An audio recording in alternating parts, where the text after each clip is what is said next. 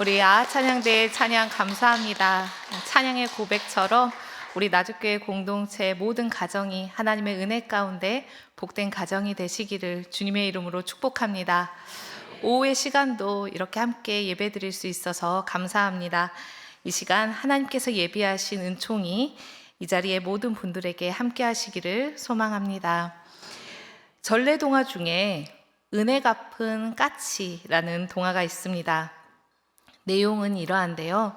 한 선비가 과거를 보러 이제 한양을 가는 길에 새끼 까치를 위협하는 커다란 구렁이를 만난 겁니다. 그래서 그 구렁이를 활로 쏴서 죽이고 이 새끼 까치들을 구해주죠. 그런데 이제 밤이 되어서 이제 산속에서 머물 곳을 찾다 보니 오두막이 한 채 있는 겁니다. 그 오두막에서 이제 머물게 되는데 잠을 자는 중에 갑자기 자신을 꽉 조이는 느낌으로 답답함을 느끼고 잠에서 깬 거죠. 그리고 보니까 자기를 그 낮에 보았던 그 커다란 구렁이 같은 큰 구렁이가 자신의 몸을 칭칭 감고 있는 것입니다. 그래서 이제 살려달라고 애원하자 그 구렁이가 자신은 그 낮에 선비가 쏴 죽인 구렁이의 아내라고 말하면서 내가 당신을 살려주려면 새벽에 동이 트기 전까지 종소리가 3번 울리면 살려주겠다, 이렇게 거래를 합니다. 그런데 그 새벽에 산속에서 종이 울릴 리가 없잖아요.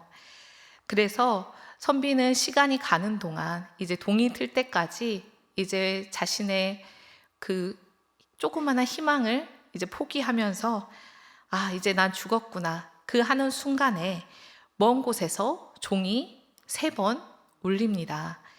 그래서 이 선비는 구렁이에게서 살아날 수 있었죠. 이 종이 3번 울린 것은 무엇 때문에 울렸을까요? 그렇죠. 그곳에 찾아가 보니까 그곳에 그 자신이 살려준 까치들의 무리가 그 자신의 몸을 바쳐서 종을 치고 그 은혜를 갚아준 것이었습니다. 이 이야기의 교훈은 은혜 갚은 까치라는 제목과 같이 짐승도 자신이 받은 은혜를 잊지 않고 갚는 것처럼 우리 사람 역시 은혜를 잊지 말고 보답하며 살아가야 한다는 것입니다. 그런데 막상 사람은 참 쉽게 잊어버립니다. 힘들고 어려울 때는 도움을 간절히 요청하고 그 도움을 받았을 때는 그 당시에는 고맙다고 또 감동하며 감사하지만 시간이 지나면 그것에 익숙해지고 또 금세 잊어버리고 마는 것입니다. 그런 일이 있었나 라고 생각될 정도로 말이죠. 뿐만 아니라 인간은 자신이 받은 도움보다 자신의 노력과 능력을 더 크게 평가하려는 그런 경향이 있다고 합니다. 이를 사회심리학에서는 자기중심적 편향이라고 하는데요. 쉽게 말해서 어떤 결과에 대해 내가 한 수고는 크게 여겨지고 그 과정 속에서 누군가 도와주고 베풀어준 은혜는 점점 작은 범위를 차지하게 된다는 겁니다. 아이들을 보면요, 뱃속에 있을 때부터 부모의 사랑과 돌봄이 필요하지요. 그런데 이렇게 부모님의 수고와 희생으로 지금의 자신이 이렇게 자란 줄 아이들이 아나요? 모릅니다. 조금만 크면 자기의 힘으로 지금까지 큰 것처럼 생각합니다. 물론 스스로 노력한 부분도 있겠지만 그 뒤에는 부모님이 자신을 보살펴주고 또 그 헌신이 있었다는 것을 아이들은 잊어버리고 마는 것이죠. 이처럼 인간은 자신이 받은 사랑과 그 은혜에는 익숙하게 여겨지고 자신이 한 노력과 성취는 더 크게 바라보는 경향이 있다는 것입니다. 그런데 이러한 모습이 우리가 하나님 앞에서도 있지 않습니까? 우리는 하나님의 은혜로 살아가면서도 그것을 당연하게 여기며 마치 자신의 힘과 능력으로 여기까지 온 것처럼 생각할 때가 있습니다. 출애굽한 이스라엘 백성을 보십시오. 그들은 애굽의 압제 아래에서 스스로의 힘으로는, 그들의 능력으로는 아무것도 할 수 없는 사람들이었습니다. 그저 고통 가운데 신음하며 하나님 구해 주십시오 라는 기도밖에 할 수 없었죠. 하나님께서는 이런 이스라엘의 신음을 외면하지 않으시고 아무런 힘도 또 자격도 없는 그들을 긍휼하게 여기셔서 하나님의 은혜 가운데 구원의 손길을 내밀어 주셨습니다. 이스라엘 백성들은 하나님께서 행하시는 그 구원의 역사를 직접 눈으로 보고 체험한 사람들이었습니다. 하나님께서는 10가지의 재앙을 통해서 바로의 완악한 마음을 꺾으시고 이스라엘 백성들을 탈출하게 하셨죠. 또 눈앞에 홍해를 가르셔서 그들을 마른 땅처럼 건너가게 하시고 쫓아오는 애굽의 군대는 바다가 다시 합쳐져 그 물에서 몰살되게 하셨습니다. 이렇게 구원받은 이스라엘 백성들은 자신들을 살리신 하나님의 그 은혜에 감격하며 하나님께 감사의 찬양을 올려드렸음을 우리가 성경을 통하여 알 수 있습니다. 그런데 시간이 지나자 이 감격은 점점 흐려지고 마는 것이죠.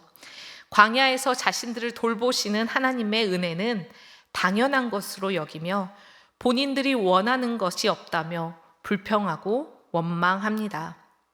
물이 없다고 원망하고 먹을 것이 없다고 불평하지요. 애굽에서 먹던 고기와 채소 등의 음식이 그립다고 말합니다. 우리가 다시 애굽으로 돌아가자라는 말까지 하지요. 그때 그 시절을 기억하지 못하고 말입니다. 심지어는 모세가 시내산에 올라가 하나님의 계명을 받을 때에 모세가 눈에 보이지 않자 그들은 금송아지를 만들어서 이것이 우리를 애굽에서 구원한, 애굽에서 인도한 신이다 라고 말하며 우상 숭배까지 이르고 맙니다. 생각해 보면 참 아이러니한 모습입니다. 자신들을 구원하신 분은 분명 하나님이신데 정작 그 은혜는 망각하고 눈앞에 보이는 금송아지를 붙잡고 의지한 겁니다. 이렇게 은혜를 잊어버린 마음은 결국 하나님보다 다른 것을 더 의지하게 합니다. 감사가 사라진 자리에 원망이 들어오고요. 하나님을 기억하지 않는 자리에 우상이 자리하게 되는 것입니다. 이것은 이스라엘만의 이야기가 아니죠. 우리 역시 하나님의 도우심으로 살아가면서도 시간이 지나면 그 은혜를 너무나 쉽게 당연하게 여기곤 합니다. 간절히 기도했던 그 기도 제목이 응답받았을 때는 너무나 기뻐하며 하나님을 찬양하지만 시간이 지나고 나면 익숙해져 버리고 또 잊혀지고 마는 것이죠. 병이 낫게 해달라고 눈물로 기도할 때에는 건강의 소중함을 절실히 느끼지만 그 건강을 회복하고 나면 어느새 그것을 당연하게 여기며 사는 것과 같이 말입니다. 우리의 신앙생활도 마찬가지입니다. 예배의 자리가 얼마나 귀한지, 말씀을 들을 수 있는 것이 얼마나 큰 은혜인지 절실했던 때가 있었습니다. 코로나 시기를 생각해 보십시오. 예배당에 나와 현장에서 예배 드리는 것만으로도 얼마나 감사했습니까? 그런데 다시 현장 예배가 당연해지고 익숙해지면서 이 감사와 감격은 사라지고 형식만 남아버리지는 않은지 우리는 돌아보아야 합니다. 사역하는 건 역시 처음에는 하나님께서 부족하고 능력 없는 자를 사용해 주시니 감사합니다.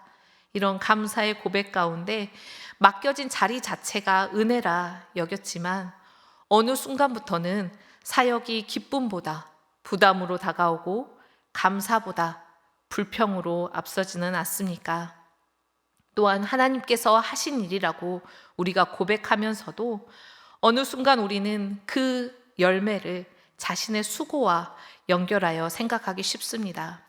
겉으로는 하나님의 은혜입니다 라고 고백하지만 마음 한켠에서는 자신의 헌신과 그 노력을 인정받고 싶은 것이죠. 그래서 내가 기대했던 반응이 없거나 내 수고를 알아주지 않거나 나를 인정해주지 않으면 서운함이 생기고 또 마음이 흔들리곤 하는 것입니다. 때문에 우리는 하나님께서 주신 은혜를 끊임없이 기억해야 합니다. 사실 우리의 삶 가운데 당연한 것은 하나도 없습니다. 오늘 내가 숨 쉬는 것, 또 하루를 살아가는 것, 내 곁에 사랑하는 사람이 있는 것, 하나님을 예배할 수 있는 것, 이 모든 것이 하나님의 은혜이지요. 그런데 우리는 그 크신 은혜 가운데 살아가면서도 감사보다 불평을 먼저 말하고 받은 것을 기억하기보다 부족한 것에 마음을 쏟습니다. 이렇게 은혜를 잊어버리고 감사하지 않는 삶은 결국 하나님에게서 멀어지게 합니다.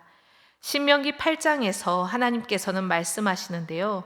2절 상반절입니다.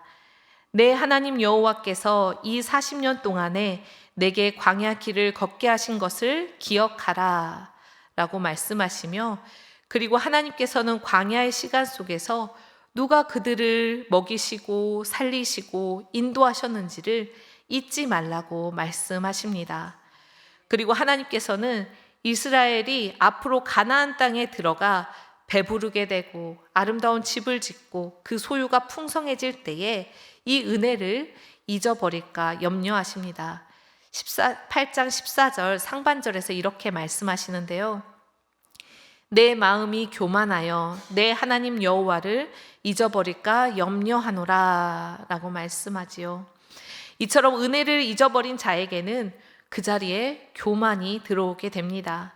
그리고 이 교만은 하나님 없이도 괜찮다고 여기는 착각으로 이어집니다. 그래서 하나님께서는 17절에서 이렇게 경고하십니다. 내가 마음에 이르기를 내 능력과 내 손의 힘으로 내가 이 재물을 얻었다 말할 것이라. 하나님께서는 지금의 자리, 또 이루어낸 결과, 살아온 인생까지 모두 자신의 힘과 능력으로 된 것처럼 너희가 여길까 염려하시는 것입니다. 때문에 하나님께서는 18절에서 다시 한번 강조하십니다. 내 하나님 여호와를 기억하라 라고 말이죠. 신앙은 단순히 하나님을 믿는 것이 아니라 하나님의 은혜를 기억하며 살아가는 것입니다. 이 은혜를 기억하지 않으면 감사가 사라질 뿐만 아니라 결국 하나님도 잊어버리게 되는 것입니다. 때문에 하나님께서는 19절에서 다음과 같이 경고하십니다. 화면을 보고 함께 받으실까요? 내가 만일 내 하나님 여호와를 잊어버리고 다른 신들을 따라 그들을 섬기며 그들에게 절하면 내가 너희에게 증거하노니 너희가 반드시 멸망할 것이라. 아멘. 이처럼 하나님의 은혜를 잊는 것은 단순히 기억력의 문제가 아닙니다. 신앙의 중심이 흔들리는 문제가 되고 맙니다. 은혜를 잃어버리는 순간 우리의 마음에는 교만이 자리하게 되고, 교만은 하나님 없이도 살아갈 수 있다는 착각으로 이어집니다. 그리고 이제는 하나님이 아닌 다른 것을 더 의지하게 되지요. 자신의 능력이나 물질, 환경이나 사람을 의지하면서 그 마음의 중심에서 하나님은 점점 밀려나는 것입니다. 이처럼 하나님을 잊어버리고 다른 것을 붙드는 삶은 결국 멸망에 이르게 된다는 것을 우리가 기억해야 합니다. 남유다의 왕인 히스기야를 통해 우리는 은혜를 잊어버리며 어떻게 되는지 확인할 수 있습니다. 역대하 32장을 보면 당시의 강대국이었던 아수르가 예루살렘을 치러 와서 포위합니다. 이스라엘은 아수르의 공격을 이겨낼 힘이 없었지요. 그 상황에서 히스기야 왕은 하나님께 부르짖으며 기도합니다. 하나님 도와주십시오. 하나님을 의지한 것이죠. 이때 하나님께서는 천사를 보내시어 아수르는 패하고 결국 돌아가게 됩니다. 뿐만 아니라 히스기야가 병들어 죽게 되었을 때에도 하나님께 눈물로 기도하자 하나님께서는 그의 기도를 들으시고 그 생명을 15년이나 연장해 주시는 은혜를 베풀어 주셨습니다. 그러나 역대한 32장 25절은 이와 같이 기록합니다. 히스기야가 마음이 교만하여 그 받은 은혜를 보답하지 아니하므로 진노가 그와 유다와 예루살렘에 내리게 되었더니 라고 기록하지요. 하나님께 큰 은혜를 받았음에도 그 은혜를 기억하지 않고 보답하지 않았다는 것입니다.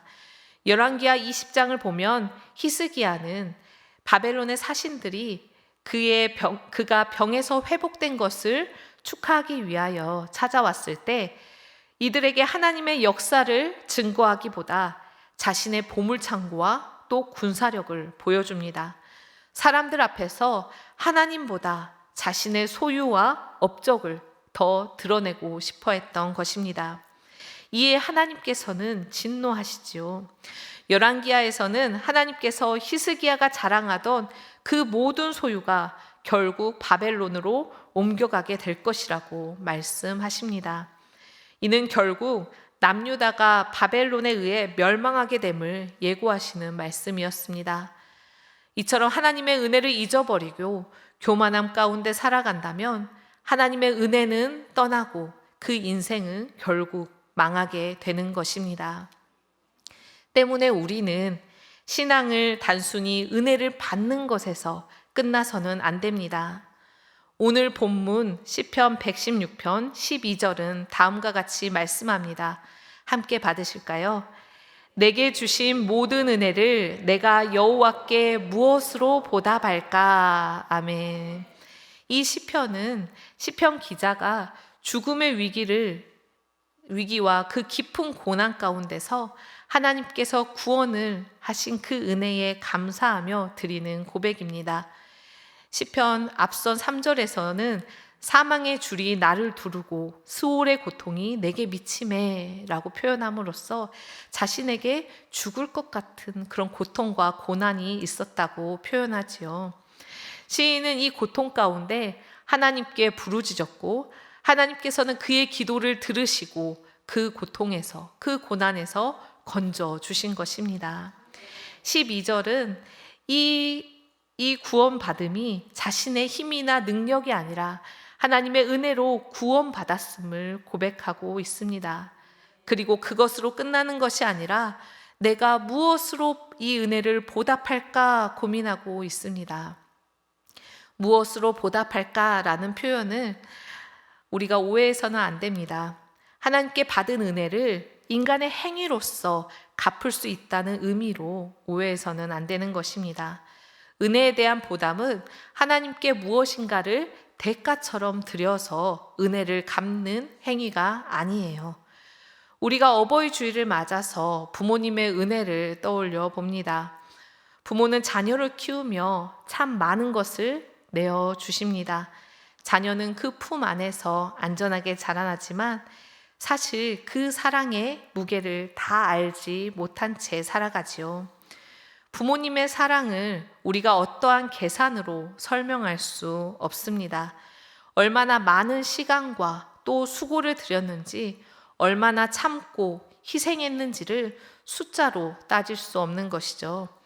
그렇기에 자녀 역시 그 사랑을 돈이나 물질로 이 은혜를 다 갚을 수 없습니다. 좋은 선물을 드리고 넉넉한 용돈을 드린다고 해서 부모님의 그 긴 세월의 사랑과 은혜가 다 보답되어지는 것이 아니지요. 부모님의 은혜에 대한 것도 이와 같을진데 우리의 삶의 근원이 되시는 헤아릴 수 없는 은혜를 베풀어 주시는 그 하나님의 은혜는 인간의 그 무엇으로도 다 갚을 수 없는 것입니다. 그렇다면 우리는 하나님의 은혜에 어떻게 보답할 수 있을까요? 시편 기자는 이어지는 13절과 또 14절에서 이렇게 고백합니다.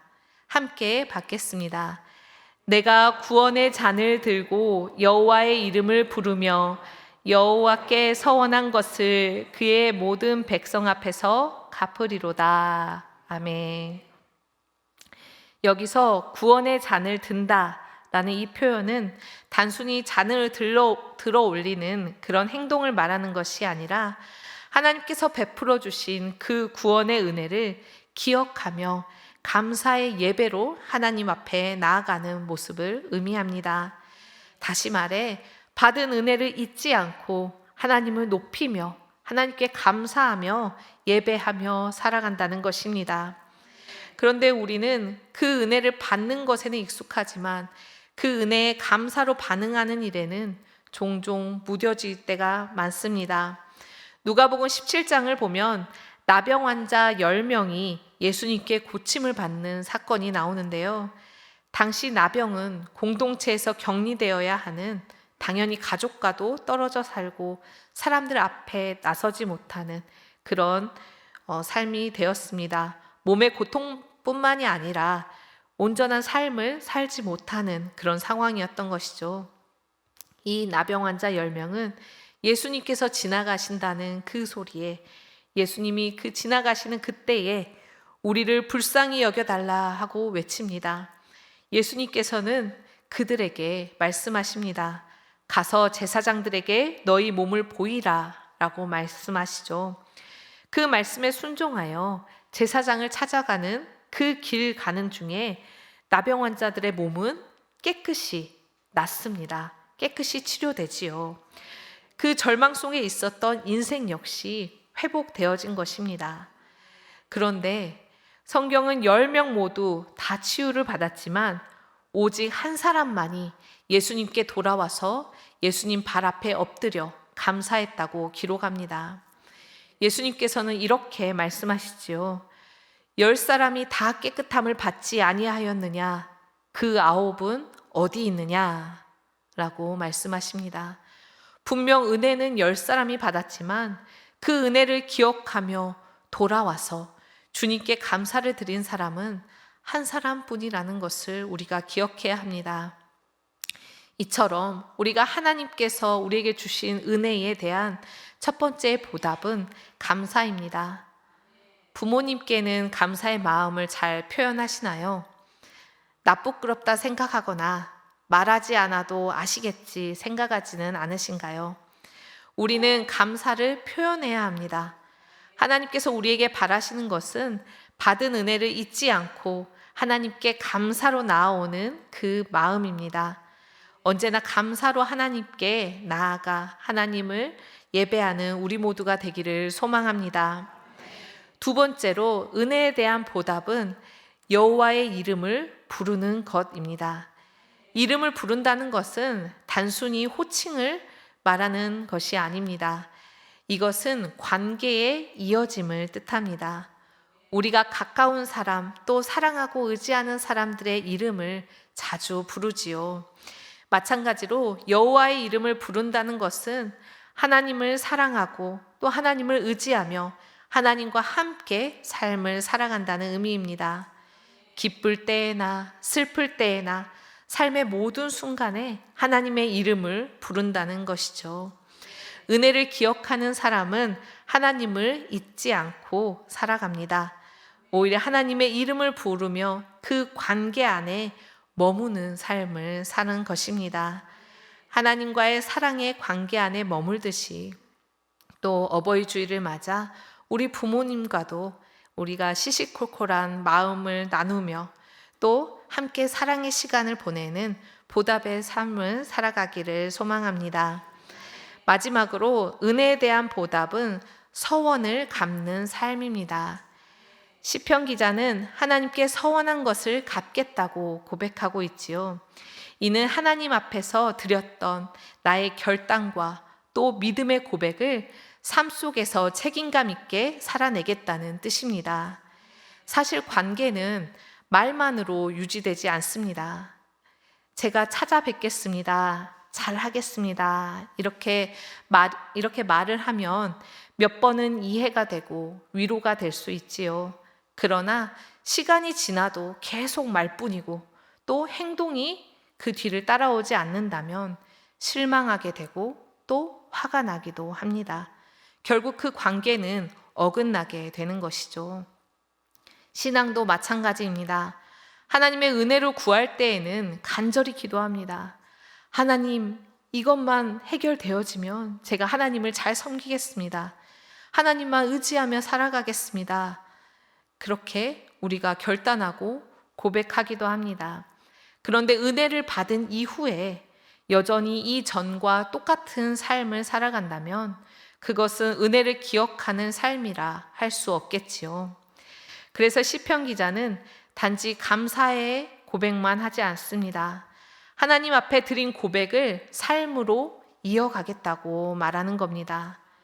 이 받은 은혜를 기억하며 하나님과 동행하고 또 주님의 말씀으로 신실하게 살아가는 삶이 하나님께 드릴 수 있는 진실한 보답인 것입니다. 말씀을 마무리하고자 합니다. 사랑하는 성도님들, 우리는 하나님의 은혜로 살아가는 사람들입니다. 그런데 사람은 참 쉽게도 은혜를 잊어버리고 맙니다. 또 그 은혜를 당연시 여기고 맙니다. 이렇게 은혜를 잊어버리면 우리에게는 감사가 사라지고, 감사가 사라진 곳에는 불평과 불만이 찾아오게 됩니다.